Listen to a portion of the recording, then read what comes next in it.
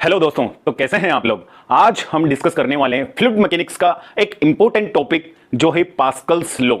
Pascal's law क्या होता है, पास्कल्स लॉ का जो स्टेटमेंट है वो क्या होता है, पास्कल्स लॉ ने जो स्टेटमेंट दिया उसका मैथमेटिकल प्रूवन क्या होता है। तो ये सब चीजें हम जानेंगे एक वीडियो के अंदर। ठीक है, तो पास्कल लॉ जो दिया था वो पास्कल वैज्ञानिक ने दिया था। पास्कल लॉ रिलेटेड है प्रेशर से। पास्कल ने स्टेटमेंट दिया कि कब जब किसी भी स्थिर लिक्विड में, कोई भी लिक्विड किसी भी टैंक में है, किसी पाइपलाइन में है, किसी स्टोरेज टैंक में है, कहीं पर भी है, अगर वो स्थिर अवस्था में है, वो अपने एक स्टैटिक कंडीशन में है, तो उस लिक्विड के द्वारा लगाए जाने वाला प्रेशर सभी दिशाओं में X Y Z any direction वो समान होता है। तो हम पास्कल लॉ का स्टेटमेंट लिखेंगे और इसका मैथमेटिकल प्रूवन जानेंगे कि ये बात वास्तव में सत्य है या असत्य है। तो चलिए आ जाइए, तो टॉपिक डालते हैं हम पास्कल्स लॉ। पास्कल्स लॉ, इसका स्टेटमेंट है according to Pascal's law the intensity of pressure in a static liquid, जो लिक्विड किस में है, स्थिर अवस्था में है। ये बहुत इंपॉर्टेंट पॉइंट है, ध्यान रखना। स्थिर अवस्था में, गतिशील अवस्था में काम नहीं करेगा। फ्लूइड स्टैटिक्स का एक पार्ट है Pascal's law. According to Pascal's law the intensity of pressure in a static liquid is same in all direction. ठीक है, इसका कहना है कि किसी भी पात्र में, ये क्या है, लिक्विड है, ये स्टैटिक कंडीशन में है, स्टैटिक कंडीशन बोलो या इक्विलिब्रियम फेज में है, साम्यावस्था में है। ठीक है, इसमें कोई मूवमेंट नहीं हो रहा है।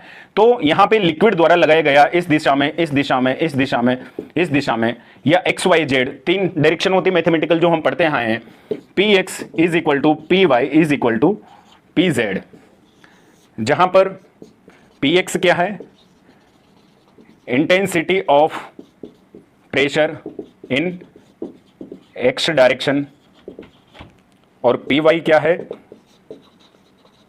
Intensity of pressure in Y direction, और पी जेड क्या है, इंटेंसिटी, इंटेंसिटी मत बोले तो हिंदी में तीव्रता, intensity of pressure in Z direction. तो ये स्टेटमेंट पास्कल ने दिया, तो इसका मैथमेटिकल हम प्रूवन भी देखेंगे। तो टॉपिक डालेंगे हम प्रूफ ऑफ पास्कल्स लॉ।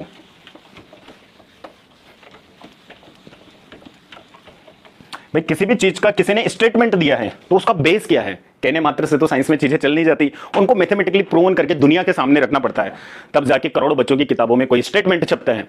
आपके कोई भी कितने भी फॉर्मूलाज हैं, आप बोलते हो कि रट्टा मारे, नहीं, उनके पीछे हजारों साल की, सैकड़ों साल की मेहनत है, डेरिवेशन से हर किसी का मैथमेटिकल प्रूवन है। अब हमारी इंटेलिजेंस इतनी नहीं है कि हम प्रूवन जान सके, हमारी बुक्स में, हमारे लेक्चर टीचर्स द्वारा समझाया नहीं जाता, तो हमको पता नहीं होती कई सारी चीजें। हर चीज अगर बुक में है तो वो सर्टिफाइड है, वो मेहनत से बनाई गई है, उसका कोई ना कोई तो रीजन होगा। तो ये ना बोले कि हर चीज रट्टा मारे, ये बोले कि मुझे नहीं आता है, मुझे समझ में नहीं आया है, दैट्स ओके।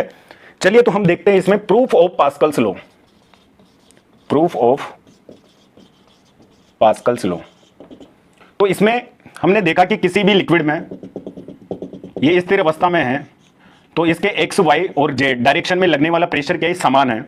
तो यहां से मैं एक राइट एंगल ट्राइंगल कट करूंगा, यहां से मैंने एक राइट एंगल ट्राइंगल कट किया 90 डिग्री का, एक समकोण त्रिभुज इसमें अज्यूम किया। उस समकोण त्रिभुज को मैं यहां पे थोड़ा बड़ा बना लेता हूं। तो इस समकोण त्रिभुज में ये लिक्विड है, तो इसके इस दिशा में लग रहा होगा कोई ना कोई प्रेशर लग रहा होगा, इस दिशा में कोई ना कोई प्रेशर लग रहा होगा, इस दिशा में भी प्रेशर लग रहा होगा। ठीक है, यहां थीटा एंगल है, ये 90 डिग्री है, त्रिभुज का नाम मैंने एबीसी दे दिया। यही एक त्रिभुज यहां पे कंसिडर करो, इसका नाम है एबीसी, 90 डिग्री थीटा एंगल। ठीक है, तो यहां पर मान लो कि इसमें पी एक्स प्रेशर लग रहा है, वाई डायरेक्शन में पी वाई लग रहा है, और जेड डायरेक्शन में पी जेड प्रेशर लग रहा है। जहां प्रेशर होता है वहां फोर्स एग्जिस्ट करता है, हम जानते हैं। तो यहां एफ एक्स कोई फोर्स लग रहा है, यहां एफ वाई कोई फोर्स लग रहा है, ये ट्राइंगल दोनों एक ही है, बस प्रेशर और फोर्स को, और यहां पे एफ जेड कोई फोर्स लग रहा है। ठीक है, यहाँ पर एफ जेड कोई फोर्स लग रहा है, इस फोर्स के हमने यहाँ पे घटक ले लिए, ये थीटा एंगल है तो ये कोस थीटा हो जाएगा और ये साइन थीटा हो जाएगा। जिधर एंगल रहता है उधर कोस थीटा, ये थीटा है तो ये थीटा होगा। ठीक है, यहां तक कि हमको बात समझ में आ गई। ठीक है, हम जानते हैं दाब बराबर बल बटे क्षेत्रफल होता है, या P बराबर F upon A। Pressure is equal to force upon area होता है और force is equal to pressure into area होता है। बल बराबर दाब इंटू क्षेत्रफल होता है, बल बराबर दाब इंटू क्षेत्रफल, या फोर्स बराबर प्रेशर इंटू एरिया। तो यहां से मैं लिख सकता हूं Fx इज इक्वल टू, और इसकी जो विड्थ है वो क्या है, यूनिट विड्थ है, यूनिट विड्थ। इसकी जो विड्थ है वो क्या है, यूनिट विड्थ है, WIDTH। ठीक है, ये यूनिट विड्थ का है, इसकी मोटाई क्या यूनिट है। तो यहां से Fx बराबर क्या लिख सकता हूं, Px इंटू इसका क्रॉस सेक्शन एरिया क्या होगा, लंबाई इंटू चौड़ाई। लंबाई इसकी AB है, चौड़ाई इसकी 1 है, तो लंबाई AB इंटू 1 बराबर AB लिखा जा सकता है। Fx बराबर Px इंटू AB।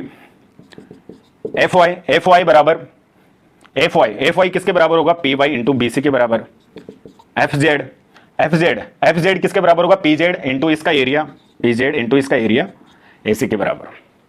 ठीक है, तो यहां पर ये एलिमेंट जो है मैंने इसमें कंसीडर किया, ये इक्विलिब्रियम स्टेट में है, ये मूवमेंट में नहीं है, ये संतुलित अवस्था में है। संतुलित अवस्था में है तो इसके ऊपर लगे जाने वाले बल भी क्या होंगे, संतुलित अवस्था में। ये मार्कर है, ये इक्विलिब्रियम स्टेट में क्यों है, क्योंकि इसके द्वारा नीचे जितना बल लगाया जा रहा है उतना ही ऊपर लगाया जा रहा है। अगर थोड़ा बल में ज्यादा करूंगा तो ये ऊपर चल जाएगा और कम करूंगा तो ये नीचे चला जाएगा। अगर ये एक ही स्टेट में है, स्टेबल कंडीशन में है, तो इसके ऊपर जितने भी फोर्सेस लग रहे हैं वो एक दूसरे के काउंटर करंट डायरेक्शन में लग रहे हैं और दोनों का उनके जो रिजल्टेंट फोर्स है वो बराबर है, तभी तो ये स्थिर अवस्था में है। तो यहां पर भी कुछ ऐसा ही है कि ये एलिमेंट जो मैंने कंसिडर किया है ये स्थिर अवस्था में है, तो यहां इधर से लगने वाले फोर्सेस बराबर इधर से लगने वाले फोर्सेस। ठीक है, इसको ऐसे बोलेंगे, वर्टिकल डायरेक्शन में लगने वाले फोर्सेस इक्वल होंगे और हॉरिजॉन्टल डायरेक्शन में लगने वाले फोर्सेस इक्वल होंगे। तो यहां पर ये रिलेशन तो हमको समझ में आ गया। तो यहां पे लिखेंगे on balancing the forces, on balancing the forces acting on horizontal direction. तो हॉरिजॉन्टल डायरेक्शन में यहां कौन से फोर्सेस लग रहे हैं, Fx, यहां पे Fz है, तो Fz का इधर घटक लूंगा तो क्या होगा, Fz sin थीटा, और इधर होगा Fz cos थीटा। तो Fx बराबर होगा Fz sin थीटा। ठीक है, तो Fx की वैल्यू क्या है, Px इंटू AB, Fz की वैल्यू क्या है यहां से, Pz इंटू AC।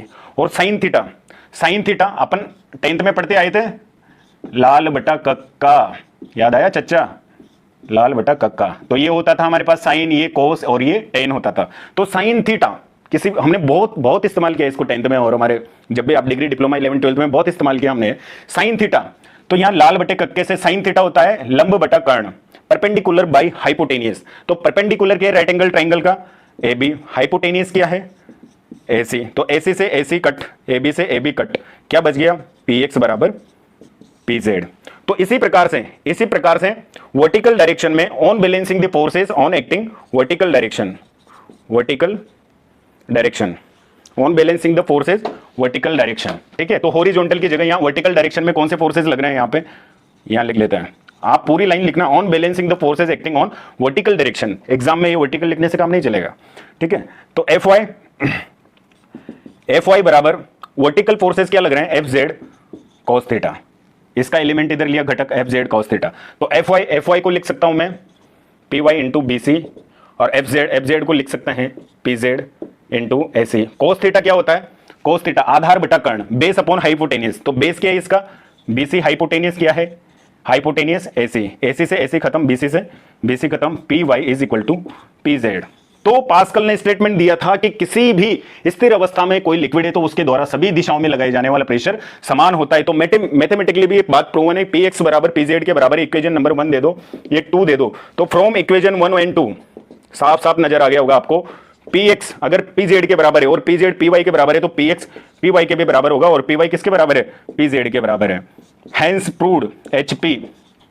ठीक है, हैंस प्रूव Px बराबर Py is equal to Pz। मतलब पास्कल के अकॉर्डिंग हम कह सकते हैं the intensity of pressure in any point in a static liquid is same in all direction. किसी भी स्थिर अवस्था में लिक्विड पर द्रव द्वारा या उस लिक्विड या फ्लूइड द्वारा लगाए जाने वाला दाब सभी दिशाओं में इक्वल होता है, और मैथमेटिकल हमने उसका प्रूवन भी देख लिया। चलो, आपने मैथमेटिकल प्रूवन तो देख लिया, लेकिन क्या बात यहीं तक सीमित हो जाती है? आखिर ये लॉ कितना काम आता है? तो इंडस्ट्रीज में हाइड्रोलिक प्रेस होता है, आपने हाइड्रोलिक मशीन्स का नाम सुना होगा। तो इस लॉ का उपयोग किया जाता है कम एफर्ट लगा के बहुत ज्यादा भार उठाने के लिए। आपने बहुत सारे सिलेंडर देखे होंगे, एक ट्रक है, एक आदमी एक ट्रक को जैक से उठा देता है। क्यों उठा देता है, कभी सोचा है? हाइड्रोलिक प्रेस, जिसमें, ठीक है, हाइड्रोलिक प्रेस आपने देखा होगा। ये एग्जांपल, ये आपको अभी आपने समझा नहीं होगा। आप जब बचपन में ट्रैक्टर और ट्रॉली बनाते थे तो उसमें इंजेक्शन लगाते थे और उन नलची को ऐसे पाइप को पकड़ के ऊपर से जैसे सुई दबाते थे, तो नीचे 2 या 3 किलो उसमें जो भी ट्रॉली में आपके पत्थर वगैरह या रेती भरी हुई होती वो खाली हो जाती थी उस लिक्विड के दाब से। तो ऐसा क्या हो रहा है, आप दाब तो इतना सा लगा रहे हैं और आप 2-3 किलो चीज को उठे लो। तो कम दाब से ज्यादा वेट लिफ्ट करने के लिए पास्कल लॉ काम आता है।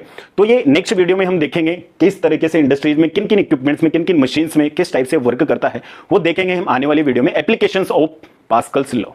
यहां तक वीडियो देखने के लिए आप सबका तहे दिल से बहुत बहुत धन्यवाद। थैंक यू सो मच दोस्तों।